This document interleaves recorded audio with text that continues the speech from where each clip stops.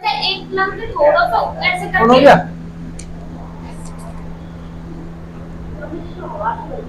आओ जी, हल्ला मत करो। अब आधा घंटा बैठ जा शांति से। अब शांति से बैठो आधा घंटा। गर्मी लग रही, ठंडा लग रही है। आइए जी, हमने पढ़ा था कल, क्या पढ़ा था? जीएसटी। क्या पढ़ा था? जीएसटी। फटाफट पूछे थोड़ा सा, जल्दी जल्दी पूछे।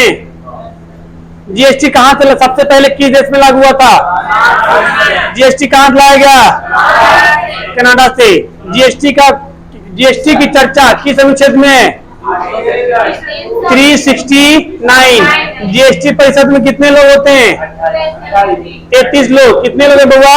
33 लोग। ठीक है। जीएसटी परिषद की चर्चा कितने में, किसमें है? 379 में। कितने? 379। जीएसटी नहीं देने पर कितने साल का जेल हो सकता है? 5 साल का, है ना? जीएसटी नंबर कितने डिजिट का होता है? 15 डिजिट का। शुरू का 2 डिजिट क्या बताता है? State code. बीच का 10 डिजिट, लास्ट का 3 डिजिट बिजनेस को। क्या बताता है? बिजनेस को। जीएसटी कब से लागू हुआ था? 1 जुलाई 2017। कैवा संविधान संशोधन? 101। संविधान संशोधन 101। कैवा विधेयक किस समिति के सिफारिश पर लाया गया था? केलकर समिति। कौन समिति? केलकर समिति। कितने स्लैब होते हैं? कितने स्लैब होते हैं बउआ? 5 स्लैब होते हैं। कितने स्लैब होते हैं? 5। ठीक है। अब आइए, जीएसटी जब से लागू हुआ था तो कौन सा राज्य जो सबसे पहले जीएसटी लागू हुआ था?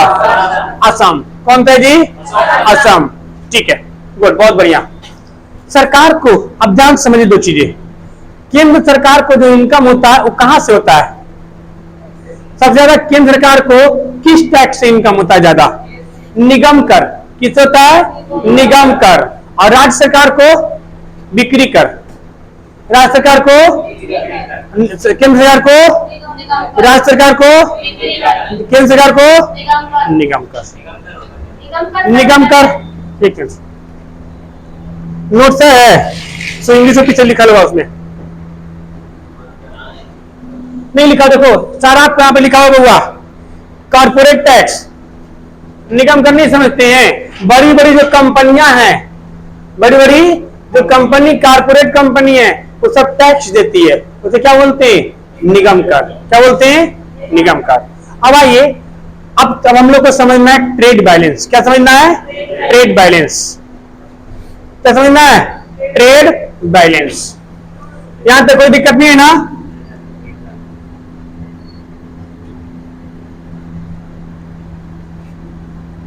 ट्रेड बैलेंस देखो जी बाबू, अच्छे समझिएगा, बहुत आसान है ट्रेड बैलेंस। ट्रेड बैलेंस क्या करते हैं?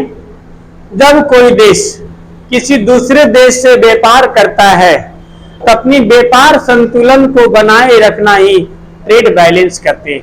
ट्रेड का मतलब क्या होता है? व्यापार। क्या होता है? व्यापार। हिंदी में क्या बोलेंगे इसको? व्यापार संतुलन। क्या बोलेंगे? तुम लोग खाना पीना नहीं भी खा के तुम बैठ के सुनते, ज्यादा जोश होना चाहिए, आवाज निकलनी चाहिए। निकलती नहीं आवाज। हम तो और ही नहीं खाते हैं बबुआ। हम तो फिर सुबह 6:30 बजे से बोल रहे हैं, आप तो कभी सुन रहे हो, तो आपके अंदर एनर्जी हमसे तो ज्यादा होगा। आप लोग भी जवान हो, हमारे तो बुढ़ापा है तो क्या होगा जी? कौन कहता जवान है? जी तो बुढ़ापा आ गया। आइए चलो समझते हैं बात को। देखो ट्रेड बैलेंस क्या होता है? व्यापार संतुलन। जब 2 देश आपस में व्यापार करता है तो एक दूसरे को बीच बैलेंस बनाए रखता है, उसे हम लोग क्या कहते हैं? Trade balance. मतलब व्यापार बनाए रखना मतलब जितना आयात कर रहे हैं उतना क्या होना चाहिए? निर्यात होना चाहिए। कभी कभी ट्रेड बैलेंस ना गड़बड़ा जाता है। देखो पूरा 100% आयात 100% निर्यात बराबर नहीं हो सकता है, लेकिन मान लो कि आपने मंगाया है 100 रुपए का, आप भेजा है 70 रुपए का, तो भी चलेगा, तो भी चलेगा। लेकिन आपने मंगाया है 100 रुपए का अब भेजा 10 रुपए का, एकदम से क्या देगा, गड़बड़ हो जाएगा। जैसे हम लोग चाइना से सामान मंगाते हैं $7 बिलियन का, कितना, $7 बिलियन का, और चाइना को देते हैं $2 बिलियन का सामान, तो $5 बिलियन घाटा लग रहा है जी। हमें सारे देश से ट्रेड बैलेंस अच्छा चलता है, संतुलन चलता है, एक्सेप्ट चाइना ने मार्केट को इतना एक्वायर कर लिया, पकड़ लिया है। चाइना की सामान इतना जबरदस्त होने लगा है। अरे सर, बैटरी इसका लो हो गया।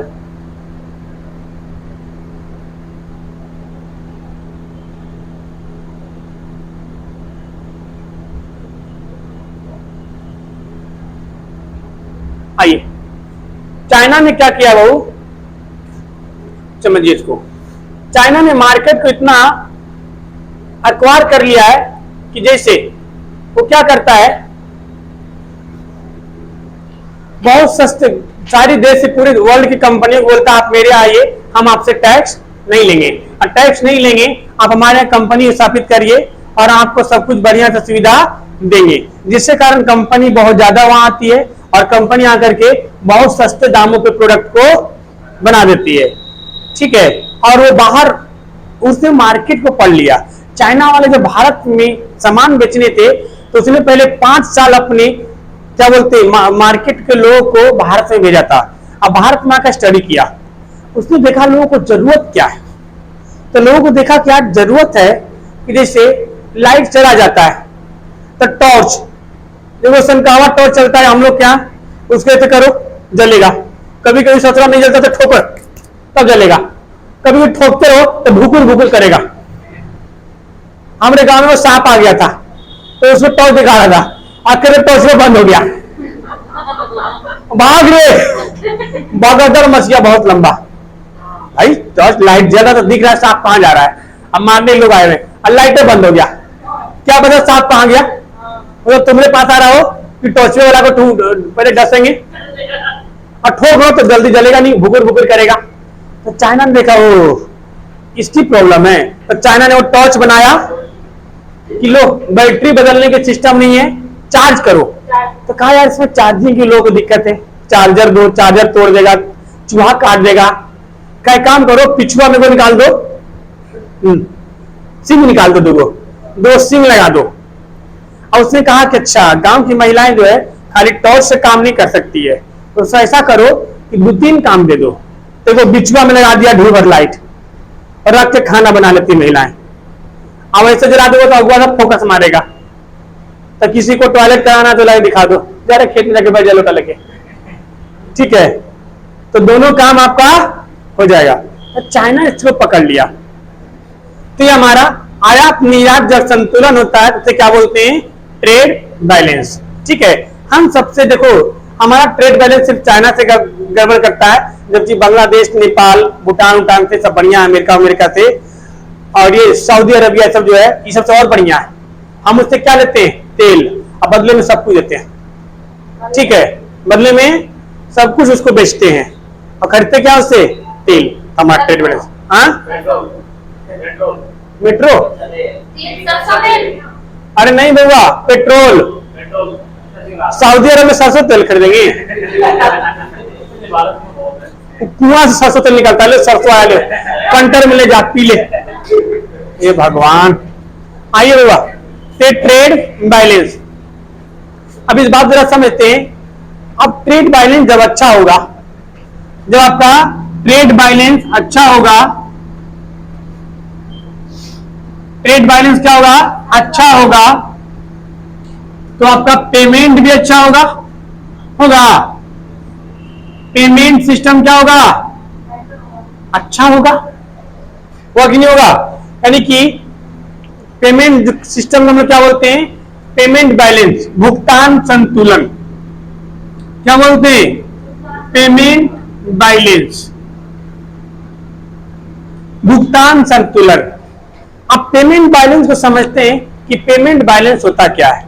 जैसे आप सामान खरीदते हैं, ध्यान समझिए जी, आप सामान खरीदते हैं तो पैसा देते हैं, कभी कभी क्या होता है, ये जो आप पैसा देते हैं तो पैसा कभी कभी अटक जाता है, या फिर आपको कोई पैसा देने वाला है, तब ट्रेड बैलेंस में जरूरी नहीं है कोई सामान ही हो। ट्रेड बैलेंस में आप किसी से कर्जा लिए हैं, किसी को कर्जा दिए हैं, तो लोन लिए हैं, तो ब्याज समय पे चुकाइए ना बउआ, तो वो सब क्या आया ट्रेड बैलेंस के अंदर, पेमेंट बैलेंस में आएगा। किसमें आएगा? Payment balance. यानी पेमेंट बैलेंस जो है, आप सामान के बदले में पैसा देते थे, क्या बोलते हैं? Payment balance. क्या बोलते हैं? Payment balance. जैसे एग्जांपल से समझते हैं, आप कोई आदमी पी, क्या आदमी बउआ? पी। अब इसको 4 जगह से पैसा आने वाला था, इसने कहीं गेहूं बेचा, यहां से 20,000 आने वाला था। कितना आना था? 20,000। इसको कोई आदमी, किसी को क्या नाम है, किसी से कर्जा लिया था 1 लाख। इसको कोई सूद का पैसा देने वाला था, मान लो 60,000। ठीक है, इसने पी ने भी क्यू को कहा रखा था कि हम तुमको 1.5 लाख रुपया देंगे। कितना देंगे? इसने गलत तो नहीं कहा। इसके पास कितना रहा है जी? 1,80,000। उसमें से 1.5 लाख इसको दे देगा, क्योंकि भी अगला बंदा पैसा काम करेगा, इससे भी सामान खरीदा होगा। उसी तरीके से पानी बंद कर दिया क्या? पानी क्यों बंद किया भाई? तो स्मेल आ रही है। अब ये भी बंदा है, ये वाला भी किसी ने किसी को पैसा के लिए कहा होगा, ये भी बंदा किसी ने किसी को पैसा के लिए कहा होगा, और अगला बंदा भी किसी ने किसी को पैसा के लिए कहा होगा। यानी मार्केट में पैसा स्थिर नहीं रहता है, मनी का क्या होते रहता है? फ्लो होते रहता है। मनी का फ्लो होते रहता है, और इसी में कभी कभी क्या होता है बउआ, इसका जो पैसा आने वाला था वो पैसा कहीं अटक गया। 1 लाख रुपया देने वाला था, लेकिन इससे घर में एक्सीडेंट हो गया, 1 लाख रुपया नहीं दिया। अब नहीं दिया तो आपके पास पैसा आया नहीं। आपने कहा था इसको कि हम 1.5 लाख रुपया देंगे, आप इसको दे पाओगे? ये 1.5 लाख दे पाएगा? पेमेंट बैलेंस बिगड़ जाएगा। बिगड़ेगा नहीं बिगड़ेगा? पेमेंट बैलेंस बिगड़ जाएगा। तो ऐसी केस में जब पेमेंट बैलेंस बिगड़ जाता है, तो एक संस्था होगा, इसको बोलते हैं IMF, international money fund. International money fund, monetary fund या मनी फंड। अभी जो इसका काम क्या है, इस बात समझिए, इसका काम है लोन देना। क्या काम है? लोन देना। और वर्ल्ड बैंक का भी काम है लोन देना। दोनों में क्या अंतर है फिर बताइए? एनीवन? वो भी देता है, वो भी देता है वैसे। हाँ, वर्ल्ड बैंक के पास आप जाइएगा कि सुनिए ना, हमको 20 लाख रुपया दे दिए, वो हमको फॉर्च्यूनर खरीदना है। सुनो तो, अरे आप गवर्नमेंट हो, आप क्या हो? गवर्नमेंट। अब हम आपको क्या मान रहे हैं? गवर्नमेंट। आप वर्ल्ड बैंक के पास गए, ये काम करिए ना, आप हमको कितना दे दीजिए? 20 लाख रुपए दे दीजिए, हमको फॉर्च्यूनर खरीदना है। वो कुछ नहीं पूछेगा, आपको वो ब्याज रेट होगा, ब्याज रेट पे क्या करेगा? दे देगा। किलो आप इसके पास जाओगे, इंटरनेशनल मनी फंड के पास, कहोगे हमको 20 लाख रुपया दो, हमको वो फॉर्च्यूनर खरीदना है, मार के भगा देगा। मार के भगा देगा। इंटरनेशनल मॉनेटरी फंड जो है तो वो लोन सिर्फ पेमेंट बैलेंस के लिए देता है। किसके लिए देता है? जब पेमेंट भुगतान संतुलन नहीं हो पाता। हिंदी में क्या बोलते हैं इसको बउआ? भुगतान संतुलन। क्या बोलते हैं? ये सवाल पूछा गया है। ठीक है, तो IMF पैसा कब देता है? भुगतान संतुलन के लिए। अब जैसे देखो, आपको 1 लाख रुपया आने वाला था, 1 लाख रुपया आया नहीं आया, तब आप IMF के पास जाएंगे, आप बोले देखिए ना हमारा पैसा अटक गया है, हमारा पैसा अटक गया है, अभी हमको किसी को देना है, हमारा पूरा सिस्टम में चेने गड़बड़ हो गया, समझे? IMF बोला ठीक है तुम 1 लाख रुपया ले लो। अब आपको 1 लाख रुपया देगा कि ताकि वो आप अगला आदमी को दो, अगला उसको दे, अगला उसको दे, अगला उसको दे। और ट्रेड बैलेंस क्या हो? हाँ, ट्रेड बैलेंस, भुगतान पेमेंट बैलेंस चलती रहे। यानी कि IMF कब देता पैसा? पेमेंट बैलेंस के लिए। अब वर्ल्ड बैंक कुछ काम ले लो, उससे कोई मतलब नहीं है।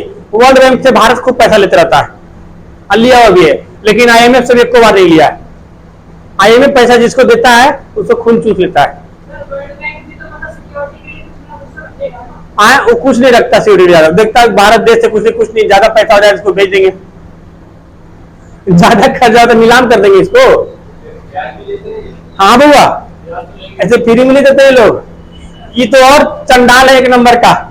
ये भी इससे श्रीलंका इसके पास गया था, उसका क्या था, उसका पेमेंट बैलेंस और ट्रेड बैलेंस गड़बड़ था। जैसे ट्रेड बैलेंस कब चलता है जी, आप आयात भी करो और निर्यात भी करो। श्रीलंका ने निर्यात कुछ सब खत्म हो गया, खाली चाय निर्यात करता था और सब कुछ आयात करता था, तो पैसा कहां से आएगा, पैसा नहीं आएगा, तो पेमेंट बैलेंस गड़बड़ हो गया। अब गया आईएमएफ के पास, आईएमएफ ने कहा आपको पैसा देंगे लेकिन हम तुमरे को कंट्रोल में रखेंगे। किसको, चाइना को कंट्रोल, सॉरी श्रीलंका को कंट्रोल में रखेंगे। अभी श्रीलंका वालों को पता है, चाइना वालों ने भड़का दिया कि भारत में जो विदेश मंत्री है एस जयशंकर प्रसाद, आपको पता है हेल्प क्यों कर रहे हैं, क्योंकि आपको भारतीय राज्य में मिलाने के लिए सोच रहे हैं। अरे भैया ये तो यूएनओ के खिलाफ है, यूएनओ के खिलाफ, हम कैसे मिला सकते हैं उसको जब तक वो नहीं चाहेगा मिलना, ठीक है। और ऐसा हम मिला ही नहीं सकते। तो फिर जो राजदूत लोग था उन लोगों को समझाया कि बैल के चक्कर में मत आओ, ये अच्छों को भेज देता है। किसको, अरे बहुत बुद्धिमान है भैया, तभी तो फंसा रहा है। उसने उसको खरीद लिया, अपना एक रखा है ना रखेल, अरे न मत लो, वीडियो रिकॉर्डिंग हो रहा है बाबू। आइए इधर, तो ये क्या था, पेमेंट बैलेंस। अब पेमेंट बैलेंस के लिए वर्ल्ड बैंक के लिए यूएनओ देखती है बुआ। कौन देखती है, यूएनओ।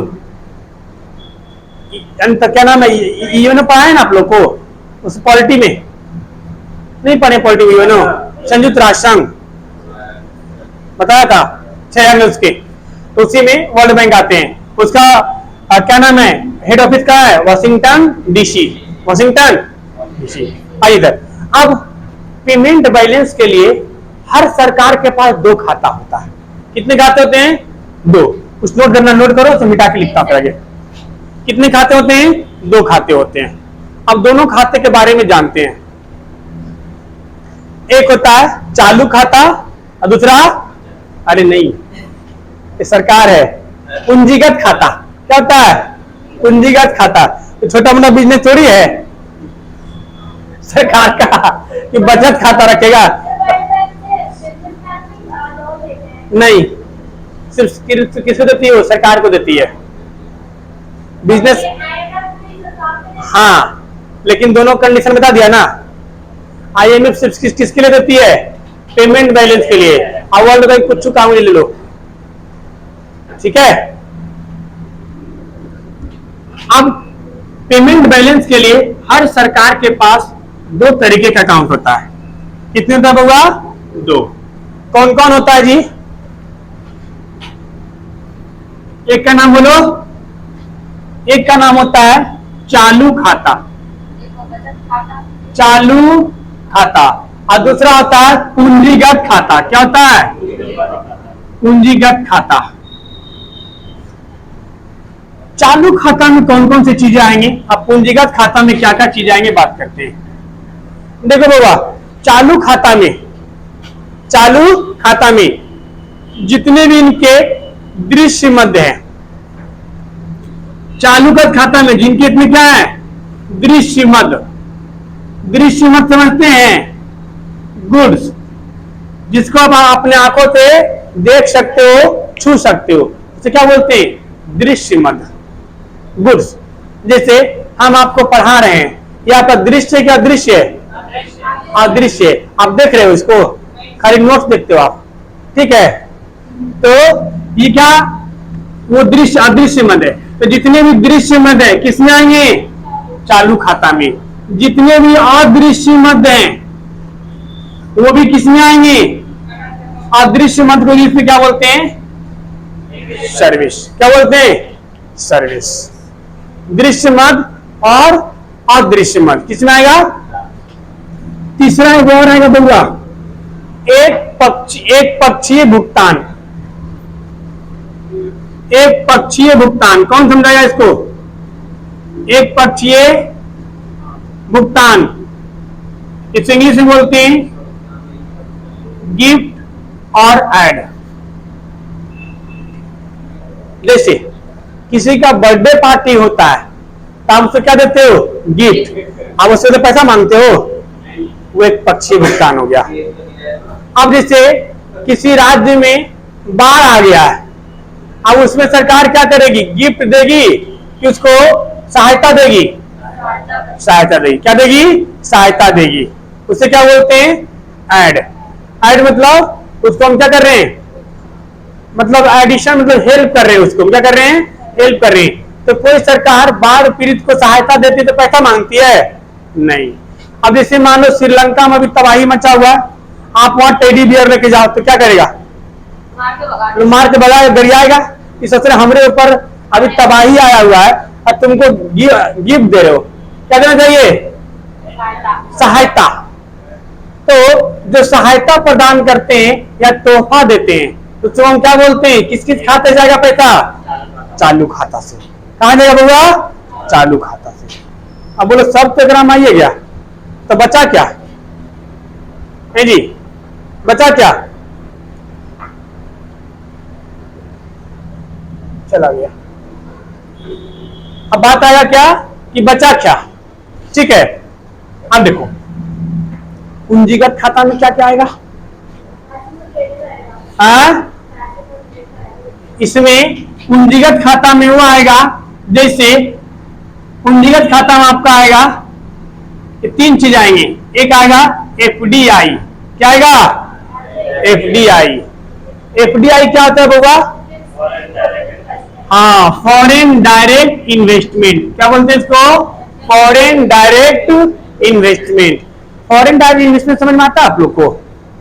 जैसे कोई विदेशी कंपनी आके भारत में इन्वेस्ट करेगा उसे क्या बोलेंगे? एफडीआई। क्या बोलेंगे? एफडीआई।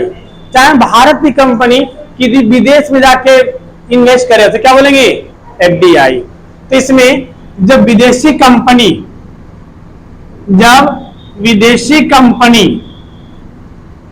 भारत में आकर क्या करेगा? निवेश करेगा। जब भारत में आकर निवेश करेगा तो भारत सरकार से कुछ परमिशन लेगा, लाइसेंस लेगा, तो पैसा देगा। उस पैसा कहां जाएगा? पूंजीगत खाता में। कहां जाएगा? पूंजीगत खाता में। तो या तो निवेश करे या तो फिर किसी भारतीय कंपनी के साथ क्या करे? साझेदारी करे। क्या करे? साझेदारी, पार्टनरशिप करे। जैसे जब शुरुआत में जब कंपनी की एंट्री दी गई थी तो डायरेक्ट इन्वेस्टमेंट की एंट्री नहीं दी गई थी। तो विदेश की वो कंपनी थी होंडा, वो भारत में आई और पार्टनरशिप कर ली किसके साथ? हीरो के साथ। और क्या बन गया? Hero Honda. वो कंपनी थी विदेश की, उसका नाम था सुजुकी, और भारत में आया और किसके साथ समझौता कर लिया? मारुति के साथ। क्या बन गया? मारुति सुजुकी। समझ रहे हैं? तो इस तरह से क्या हो गए? सब उनका अपना समझौता हो गया। ठीक है। और फिर बाद में अब हीरो अलग हो गया, होंडा अलग हो गया। अब कोई दिक्कत वाली बात नहीं है। अब हीरो भी दनादन चल रहा है, धक धक गो, और होंडा भी चल रहा है, देश की शान। ठीक है। मैं देखते ऐड भी आता टीवी पे, एफडीआई। अब हुआ एफडीआई में बात ये होती है कि एफडीआई में इन्वेस्टमेंट करेगा कितना। तो अगर एफडीआई में किसी कंपनी के साथ अगर आप अकेला इन्वेस्टमेंट कर रहे हो तब तो कोई दिक्कत वाली बात नहीं है। लेकिन अगर आप किसी कंपनी के साथ पार्टनरशिप में हो, किसी कंपनी के साथ पार्टनरशिप में है, तो अगर आपका इन्वेस्टमेंट 10% से ज्यादा है, 10% से ज्यादा है, तब किस में जाएगा? एफडीआई में। और आप एफडीआई करोगे तब आप क्या कर सकते हो? उसके बोर्ड मेंबर के मीटिंग में पार्टिसिपेट कर सकते हो और अपनी बात रख सकते हो, अपनी बात रख सकते हो। अब ठीक है, अब जैसे मान लो कि गूगल कंपनी है, गूगल कंपनी ने सोचा कि हम भारत में इन्वेस्टमेंट करेंगे। क्या करेंगे? भारत में इन्वेस्टमेंट। अब सोचा कि यार एक बात करो, अगर भारत में हम आके इन्वेस्टमेंट करें, क्या करें? इन्वेस्टमेंट करें तो किसके साथ करें? अकेले खोलेंगे तो काम चलेगा नहीं। अगर हम आकर के, तो उसने देखा कि काम करते हैं भारत में कौन तरक्की कर रहा है? जियो। कौन कर रहा है? जियो। एग्जाम्पल दे रहा है आपको, ठीक है, ये कोई ट्रू चीज नहीं है। तो जियो का आएगा और कहे मुकेश भाई एक काम करो ना, हमें भी शामिल कर लो, 15% शेयर दे दो हमें। कितना दे दो? 15%। कितना मांगेगा? 15%। और हम भी कुछ इन्वेस्टमेंट कर देंगे, इन्वेस्टमेंट कर देंगे। अब मुकेश अंबानी सोचेंगे कि ससुरा को 15% इन्वेस्टमेंट कर देगा तो मालिकाना हक हो जाएगा। क्या देगा? फिर वो जब हमारे बोर्ड मीटिंग होगा तो वो बोर्ड का अंग्रेज को भेजेगा और वो आएगा, अब आके बैठेगा, अब दिस दैट करेगा, no no no I am not supporting this चीजें फलाना फलाना, अब आके टांगड़ा देगा। उस गोरखा को क्या पता कि भारत में खटिया पर बैठने वाला आदमी भी हेलीकॉप्टर उड़ाने का ख्वाब करता है कि हम हेलीकॉप्टर पर उड़ा लेंगे, और उसको चाहिए जियो एकदम बढ़िया धकाधक। तो अंबानी बोलेंगे इससे नहीं चलेगा, इससे नहीं चलेगा। और उसके अलावा ससुरा आएगा। तो अगर किसी बोर्ड का, अगर आप वो है मालिक हैं, यानी अगर उसका शेयर होल्डर है, पार्टनरशिप है, तो वो कंपनी का नियम होता है कि मालिक जहां जाएगा, जानने का खर्चा, रहने का खर्चा, खाने का खर्चा सब कौन उठाएगी? कंपनी उठाएगी। तो ससुरा ये आएगा, तो 10 तरह का ड्रामा होगा। खाना में कौन सी खाएगा?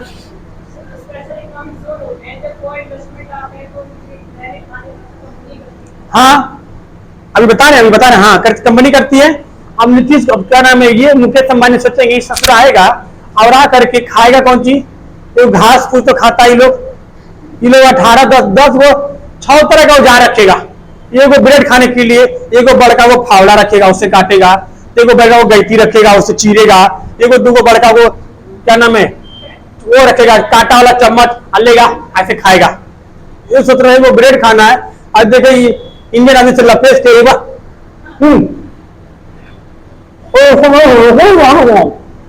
अरे तुम पानी पानी पानी पानी पानी ये हुआ, खाना खा लिया, ठीक है, कोई चीज नहीं चाहिए। हाथ धोने के लिए कुछ देना तो दो, और नहीं देना तो ऐसे करके दीवार में पोस्ट काट लेगा, और कहीं पोल देखेगा और उसमें पर्चा चिपका होता है ना, पर्चा फाड़ के उसमें हाथ कुछ बात की फिर कुछ है, कुछ निकले, बढ़िया है ना। पैंट से नहीं पूछे जल्दी, वो क्या करेगा, वो पोल में देखेगा, वो पर्चा नहीं चिपका होता है एडवर्टाइजमेंट वाला, उसको फाड़ेगा। और देखा कोई रास्ता में कोई बने न रहे, क्या किसी का साड़ी भी पथरा हुआ है तो उसे पोछ लेगा, निकल लेगा, ठीक है। तो अंबानी भाई बोलेंगे, मुकेश अंबानी नहीं, तुमको हम 15% नहीं देंगे, तुमको हम शेयर देंगे 9.999% देंगे। काहे भैया? अगर किसी कंपनी का इन्वेस्टमेंट शेयर 10% से कम होता है, 10% से कम होता है, तो आ जाएगा वो FPI। FPI क्या देगा? FPI। इसका मतलब वो मालिकाना हक नहीं है, वो कंपनी के बोर्ड मीटिंग में नहीं बैठेगा, तुम खाली अपना प्रॉफिट लेके जाएगा। क्या ले जाएगा? प्रॉफिट। सोचो तनीसा अगर और इन्वेस्टमेंट कर देगा तो क्या बन जाएगा? मालिक। अब तुम आकर टांग लड़ाएगा, टावर यहां नहीं करो, टावर से करो, टावर उल्टा करो, टावर हवा में लटकाओ, ठीक है।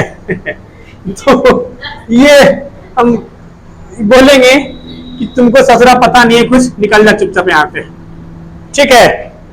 अब जरा इस बात को समझिए, मैंने 2 चीज पढ़ लिए, FDI और FPI। FDI के लिए इन्वेस्टमेंट कितना चाहिए? 10% से ज्यादा, और FPI के लिए 10% से कम, 10% से कम। एक तीसरा आता है बुआ FII, दूसरा ये वाला था FII। FII क्या होता है? कुछ नहीं होता है। इन दोनों के कामों में जो हेल्प करता है क्या कहते हैं? FII। क्या बोलेंगे? FII। देखो आपके नोट्स में लिखा हुआ जी, फॉरेन इंस्टीट्यूशनल इन्वेस्टमेंट। क्या बोलेंगे इसको? Foreign institutional investment. ऐसे क्या बोलते हैं? फॉरेन प्रोफेशनल, क्या नाम है? प्रॉफिट, यानी हाँ पोर्टफोलियो इन्वेस्टमेंट। तो इसमें क्या ही वैसी संस्था जो इन दोनों क्या करते हैं? मदद करते हैं। उसे क्या बोलते हैं हम लोग? क्या बोलते हैं? FII। FII। तो बात में समझ में आया? यानी कि इसमें एक और पैसा कौन आएगा जी पूंजीगत खाता में? जितना भी ऋण था। कौन था? ऋण। यानी जितना भी आपने किसी को लोन दिया था या कर्जा पे पैसा दिया था या कर्जा पे पैसा लिए हैं, वो सब किसमें होगा? पूंजीगत खाता में। यानी कि ऋण किस कर्जा यानी ऋण कितना आएगा? पूंजीगत। किसी को अगर आपने लोन दिया है, क्या दिया है? लोन दिया है। तो लोन दिया है बउआ, तो लोन में जो ब्याज का पैसा आएगा वो कितना में डालोगे? पूंजीगत खाता में। और जब पूरा पैसा दे देगा तब किस में डालोगे? पूंजीगत खाता में। बात समझ में आया? ट्रेड बैलेंस, जब दो देश व्यापार का बैलेंस करते क्या बोलते हैं? Trade balance. ट्रेड बैलेंस में क्या चीज रखेंगे बउआ में? हाँ, ट्रेड बैलेंस अच्छा हुआ तो पेमेंट भी अच्छा होगा। और पेमेंट अच्छा होने के लिए हमें सरकार के पास दो अकाउंट होते हैं, एक को बोलते हैं चालू खाता, दूसरे को बोलते हैं पूंजीगत खाता। चालू खाता में जितने भी दृश्य और अदृश्य और तीसरा एक पक्षीय भुगतान, सब किसमें आएगा? चालू खाता में। यानी जिस चीज को आप छू सकते हैं, जिस चीज को आप फील कर सकते हैं, उस कितना आएगा? चालू खाता में। इसमें ना तो छू सकते हैं ना फील कर सकते हैं, अलग ही ससुरा है। ठीक है। FDI, हाँ इसे खाली बैंक बैलेंस दिखेगा। ठीक है। FDI, वो FDI वाला है जी जो आप बोल रहे थे, फिक्स डिपॉजिट। ठीक है, वो तो अलग ही चीज हो गया। हाँ, वो जब अभी RBI पढ़ेंगे ना बैंकिंग, तो उसमें समझाएंगे हम आपको। ठीक है, यहाँ तक कोई दिक्कत नहीं। मिटा दें?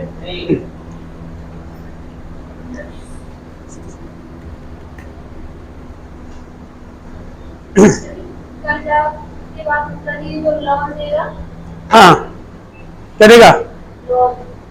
हाँ बोलो। हाँ जी। अब आइए, अब आगे पढ़ना हम लोग को क्या पढ़ना है? RBI। क्या पढ़ना है? RBI। पेमेंट वेमेंट के लिए अब हमें बैंक चाहिए, तो बैंक के बारे में पढ़ते हैं RBI। दोबारा देखते हैं। क्लियर क्या हुआ?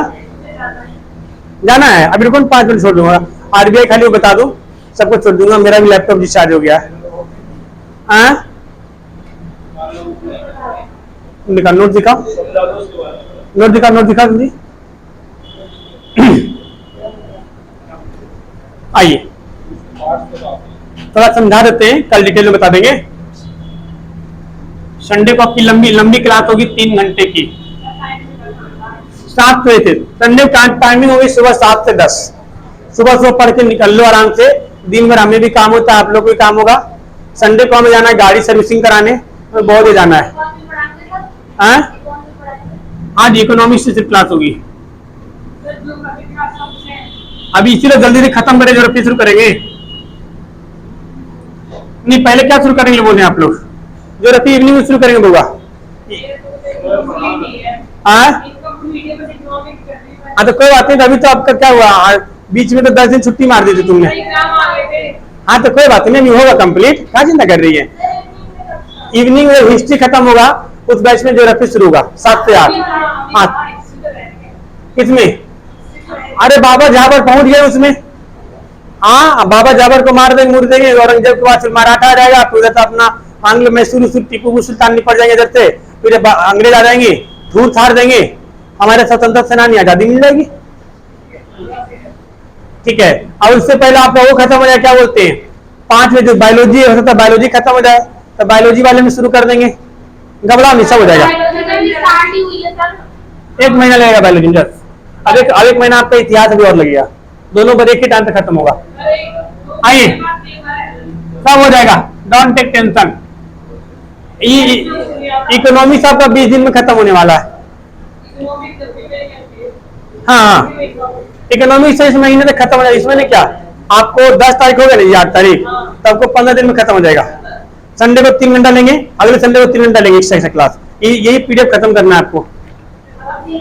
हाँ जी, आइए, इसमें 1-2 चैप्टर उसने छाप कर नहीं दिया है बेवड़ा ने, वो आपको हम पीडीएफ भेज देंगे, आप उसको लिखवा देंगे। समझे होगा? आरबीआई, आरबीआई तो बैंकों का बैंक कहा जाता है। क्या कहता है? बैंकों का बैंक। इसकी स्थापना कब हुई थी? 1935 को। कब हुआ था? 1934 को गठन हुआ था, लेकिन 1935 से काम करना शुरू कर दिया था। मतलब 1934 को सिफारिश की गई थी। ठीक है, किसने किया था? हिल्टन यंग ने। हिल्टन यंग एक गोरखा था, अभी बता रहे हैं ना, उस समय गए हैं। अब पूछ क्या रहे हो, अभी बताएंगे। अभी स्थापना समझो ना। ठीक है, तो स्थापना कब हुई थी? 1935 को। जब इसका स्थापना हुआ, इसमें टोटल कुल मिलाकर कितना आया था जी?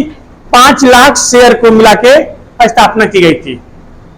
उसके बाद इसे 1 जनवरी 1949 को इसे क्या कर दिया गया?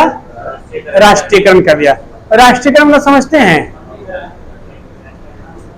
सरकारी घोषित कर दिया। क्या कर दिया? सरकारी घोषित कर दिया। तो बैंक क्या हो गया? सरकारी हो गया। ठीक है, इसका मुख्यालय कहाँ है बउआ? मुंबई में। जबकि इसके 4 कोर क्षेत्र हैं, जैसा कि दिल्ली, मुंबई, कोलकाता और चेन्नई। जिस तरह से आरबीआई का 4 कोर बैंक है, उसी तरीके से सुप्रीम कोर्ट का भी होना चाहिए बउआ। होना चाहिए, क्योंकि दिल्ली में मेन है। आपको समझाए थे ना, केरला के आदमी कैसे आएगा सुप्रीम कोर्ट, असम के आदमी कैसे आएगा सुप्रीम कोर्ट। एक आम आदमी आप आएगा तो उधर के लिए कलकत्ता दे दो, उधर के लिए कर्नाटका दे दो। ठीक है, ज्यादा जरूरत नहीं है जी। 4 बार किराया लगेगा तो दिमाग हाँ। लगाने आ जाएगा, तो अपने आप राजीनामा कर लेगा क्या वजह से। जा सकता है ना बउआ, कुछ वैसे न्याय होता है, हाईकोर्ट में भी नहीं मिल पाते, संतुष्ट नहीं हो पाते आप, तो सुप्रीम कोर्ट पे आना पड़ेगा आपको। आइए, तो बैंकों का बैंक किसे कहते हैं? आरबीआई। हर एक लेन देन का ब्यौरा कौन रखती है? आरबीआई। आरबीआई के अंतर्गत कितने बैंक होते हैं बाबू? बहुत सारे बैंक होते हैं। कितने बैंक होते हैं? बहुत सारे बैंक। आरबीआई का काम क्या है? तरलता को कंट्रोल करना। तरलता समझते हैं? Liquidity, cash. किसको? कैश को कम करना। क्या कम करना? तरलता। क्योंकि इसके अंदर में बहुत सारे बैंक आते हैं। मान लो कुछ एग्जांपल ले रहे हैं, HDFC बैंक हो गया, RBI bank, sorry SBI bank हो गया। ठीक है, बैंक ऑफ इंडिया, कुछ भी ले लो। यहाँ पर क्या हो गया आपका? हाँ, कोटक महिंद्रा बैंक हो गया, कुछ भी ले लो। सब आ जाएंगे उसके अंदर में, सब आ जाएंगे। आरबीआई को जितने भी बैंक खुलते हैं सबको आरबीआई से मान्यता लेना होता है। समझिए, किस लेना होता है? हाँ जी, ये भी आरबीआई के अंडर में आता है। सबसे बड़ा बैंक आरबीआई, और उसके नीचे में तरलता। ठीक है, अभी तरलता को कंट्रोल कैसे करता है जी? ये छोटकन बैंकवा क्या करता है? बहुत आसानी से कम दाम पे लोन दे देता है। क्या करता है? कम दाम पे लोन दे देता है, जिसके कारण सपोज कर लो आपको पैसा की जरूरत है, आप गांव के साहूकार से लेंगे तो 5% लेगा मंथली, लेता है ना बउआ, और सरकार 10-12% में एनुअली देती है। हाँ, पूरे साल का। तो लोग क्या करते हैं? बैंक से लोन ले लेते हैं, और लोन ले लिया, अब बैंक ने आसानी से दे दिया, तो पैसा हर आदमी के पास हो गया। अब पैसा हर आदमी के पास हो गया तो कोई भी सामान इजीली खरीद लेगा, और ज्यादा रेट में खरीद लेगा, तो सामान का रेट क्या होगा? बढ़ते जाएगा, और जिसके कारण महंगाई क्या होगी? बढ़ती जाएगी। अगर महंगाई पे कंट्रोल करना है तो किस पे कंट्रोल करना होगा? पैसा पे, लिक्विडिटी पे, तरलता पे। तरलता को जितना कंट्रोल करेंगे आपकी महंगाई उतनी कम हो जाएगी। सही से मान लो कि आपको बैंक ने लोन दे दिया, 1 लाख रुपया सबको लोन दे दिया। बाहर सेब का ठेला लगा हुआ है, आप जाओगे, बोले कैसे? बोलेगा 150 रुपए किलो। अब 1 लाख रुपया बैंक से लेके निकले हो, आप किसी से बात करोगे? गर्मी रहेगा, 2 किलो तल दे, मोल मोल करोगे? 1 लाख रुपया की गड्डी आपके यहाँ बउआ, एकदम 500 भरा हुआ है, ये बोले 500 या 300 काट के वापस कर ले, तू 5 रुपया टिप रख ले, 17 टिप दे देगा। अब वो सोचेगा सब सिस्टम निकला, सब खरीदा। अब से वाला सोचेगा नींद आ रहा है, कैसे नींद आ रहा है, बगल में कोई लड़का इन थपा सा लगा, नींद सब खत्म हो जाएगा। अब क्या नाम है, तब सेब का दाम बढ़ते जाएगा। अब अच्छा पैसा खूब है, अब 100 150 से क्या कर दो, 170 कर दो, दाम बढ़ा देगा। पैसा भन भन कर रहे हो, खरीदोगे तो महंगाई क्या हो गई, बढ़ गई। अब मान लो वही पैसा आपके पास नहीं है, आपने पूछा कैसे भैया, तो बोला 150 रुपए किलो नहीं है। मोल भाव कब करते हैं, जब पैसा नहीं होता है। आपने कभी देखा मॉल में मोल भाव होते हुए, नहीं, क्योंकि मॉल में वही जाते हैं, उसके बाद पैसा होता है। मोल भाव अट्टा में होता है, ठीक है। कभी अट्टा में देखा फिक्स प्राइस पे लेते हुए, नहीं लेता है। कितनी दुकान में लिखे रहेगा एक दाम, फिर भी 50% डिस्काउंट पर खरीद के लाओगे, समझ गए, उसी में आता है डिस्काउंट। तो अब कह आपको नहीं 150 रुपए नहीं लेंगे, कैसे 120 का लगाओ, तो बोलेगा कि नहीं लगाना जा रहा है। दूसरा का आएगा कैसे 150, 110 का लेंगे, तो भाई जी आधा 20 120 के ले लो, तो नहीं आप 120 का नहीं लेंगे, अब तो 100 के ले लो, जाओ कम कर दे रहे हैं। महंगाई कम हो गया, तो पैसा की कंट्रोल अगर आप रोकेंगे तो महंगाई ऑटोमेटिक। इसलिए आपको नोट छापना, जो सरकार नोट छाप रही है उस पर क्या करना होगा, रोक लगाना होगा। नोट छापने पर, ठीक है, कल इसमें हम लोग डिटेल समझेंगे मौद्रिक नीति, कल ही समझेंगे मौद्रिक नीति।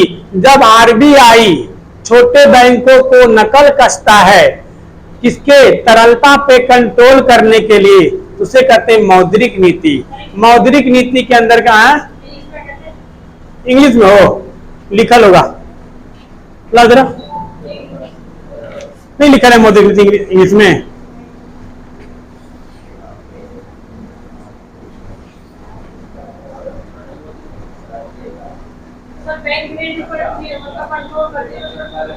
हाँ जी, मौद्रिक नीति का समझा देंगे। हाँ, अब ऊपर वाला आरबीआई लोन का रेट बढ़ा देगा, कल समझाएंगे क्या पर रेपो रेट क्या होता है, पैसा जैसे छापती है बैंक, हाँ उसके बदले मतलब कैसे बोलो बोलो बोलो बोलो।